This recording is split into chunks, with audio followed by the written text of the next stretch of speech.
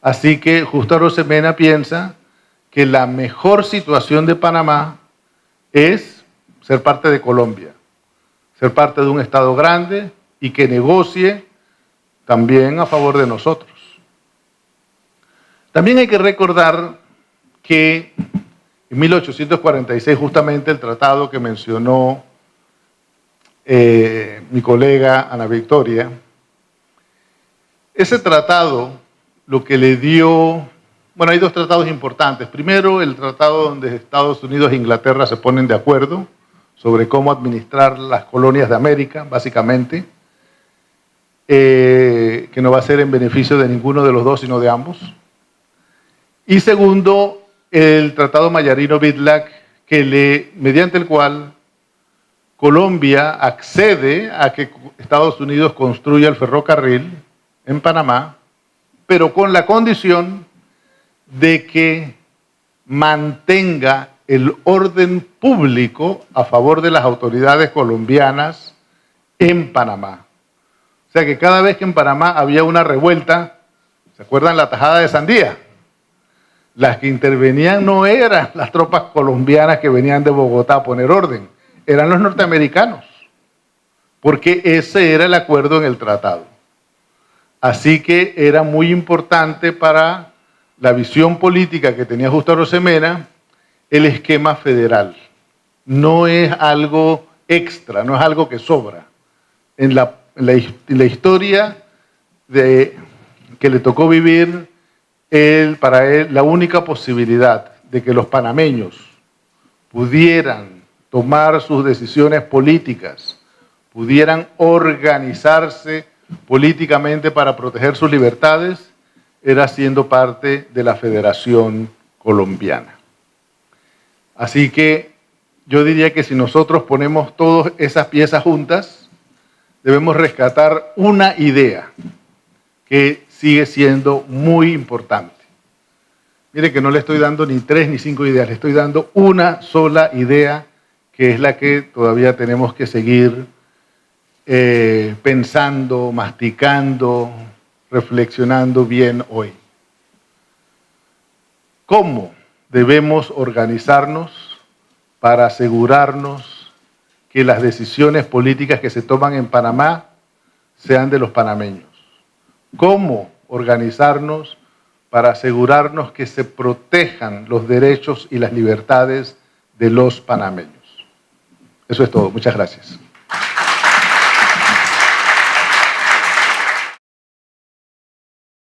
En primer lugar, cuando hablamos de pensamiento constitucional, estamos hablando de las bases políticas, ideológicas y teóricas que tiene el autor, que puede volcar en la concepción, en una determinada concepción del Estado, de cómo debe organizarse el Estado. No podemos hablar del pensamiento constitucional a partir de constituciones que han sido aprobadas, porque por más que el doctor Justo Arosemena participó en convenciones constituyentes y en la redacción de constituciones, obviamente todo y cada uno de los artículos no son de él, sino que habían temas que él no estaba de acuerdo y temas en los que estaba de acuerdo. Por eso es importante, cuando hablamos de pensamiento constitucional, hablar en qué se basaba el autor para defender ciertos modelos de organización del Estado frente a otros.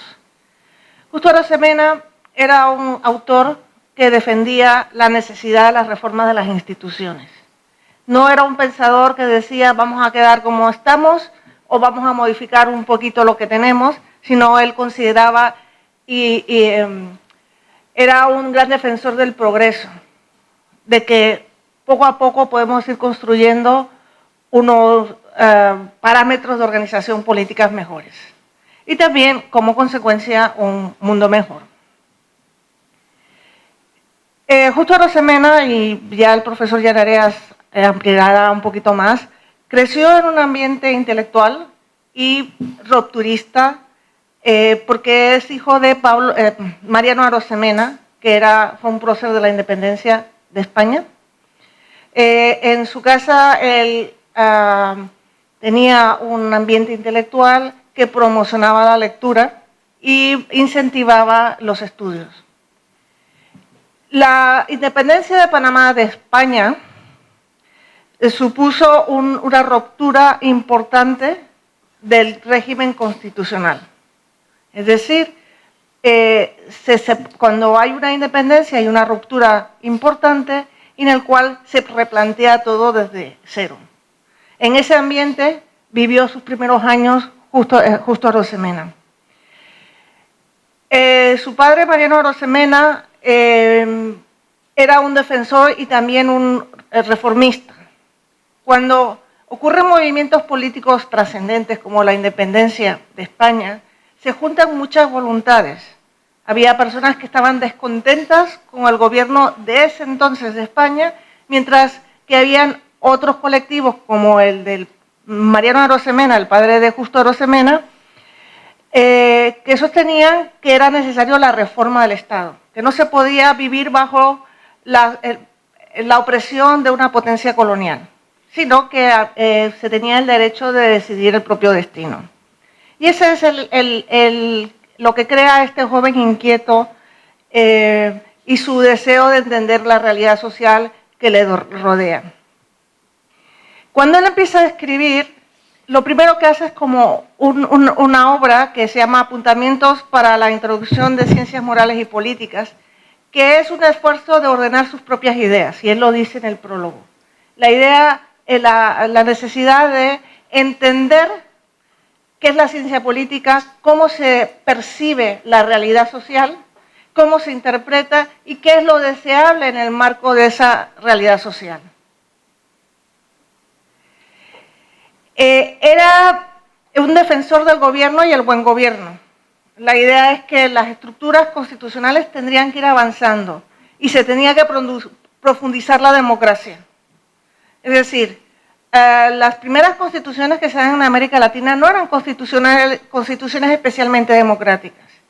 Se concebía que solamente podían participar políticamente personas de alto nivel adquisitivo o dueños de propiedades, y que las personas que trabajaban a cuentas de otros no valían para el sistema, no eran útiles al sistema, no debían participar, no eran dignos de la participación política. En ese sentido, Justo Arosemena participa, junto con otros intelectuales en el mundo y en América Latina, de un movimiento reformista que cree en el progreso y cree en el fortalecimiento de la democracia a través de la potenciación de los derechos de los ciudadanos. A partir del reconocimiento de inequidades sociales, desigualdades sociales. Y a partir de entender los problemas podemos formular un nuevo modelo de organización política. Justo Arosemena lee mucho cuando es joven. Bueno, lee durante toda su vida, pero cuando vemos la obra de juventud, la que un poco da el punto de partida de su pensamiento político y constitucional, vemos que lee a todos los autores importantes de la época, a la vez que muestra un amplio conocimiento de la filosofía griega y la filosofía clásica. Y en ese sentido es seguidor del utilitarismo. El utilitarismo es una doctrina inglesa, que viene predominantemente inglesa, pero común luego en el mundo anglosajón, que dice que el fin de la sociedad es conseguir el mayor beneficio posible a la mayor cantidad de personas posibles. Ya no estamos hablando de la idea de una sociedad política organizada solo para las élites, sino una sociedad política organizada para todos. También en ese contexto sigue a Stuart Mill, que es otro filósofo utilitarista inglés, que no solo plantea la idea de libertad como el centro del sistema político, es decir, el sistema político debe definirse por la libertad de los ciudadanos, sino que Stuart Mill va más allá, denunciando la desigualdad entre hombres y mujeres en la comunidad política. Es decir, cuando se hablaba de ciudadanos, se hablaba de sus ciudadanos, solo tenía en cuenta la mitad de la población y un sector de la mitad de la población, porque eran solo los hombres y solo los hombres de cierta categoría que tenían conocimientos para participar. Cuando los utilitaristas entran y empiezan a reformular el Estado, están hablando de un bien en común a la mayor cantidad de personas, la mayor felicidad posible, y en ese sentido hacen partícipes a todos del funcionamiento del Estado. Y Stuart Mill dice expresamente hay que eliminar los elementos de marginalización de la mujer dentro de la comunidad política. También, y por tanto, se denuncia, Justo Arosemena comparte las denuncias de la opresión a la mujer en los sistemas políticos, que no solo la priva del derecho del voto, sino que la priva también del derecho a contratar, a ejercer el comercio, a educarse, a entrar a la universidad, a ser una profesional. ¿Por qué se entendía? Y eso lo explica bastante bien Justo Arosemena cuando escribe sobre derecho civil. Se entendía que el matrimonio tradicional implicaba un orden natural de cosas, que implicaba la sumisión absoluta de la mujer al marido. Y por tanto, cuando la mujer se casaba, perdía toda autonomía moral y jurídica. No podía contratar, no podía decidir sobre sí misma, no podía estar en espacios públicos, depende de los espacios públicos, no podía estar. Entonces, Justo Arosemena lo que hace es lo que hacen muchos autores de la época y tiene que ver con su pensamiento constitucional, que empieza a hablar de la separación entre la idea de matrimonio tradicional como concepción religiosa y empieza a hablar de matrimonio como contrato. ¿Por qué es importante hablar de matrimonio como contrato? Porque estamos hablando de igualdad de las partes y la idea de que todos somos igualmente ciudadanos.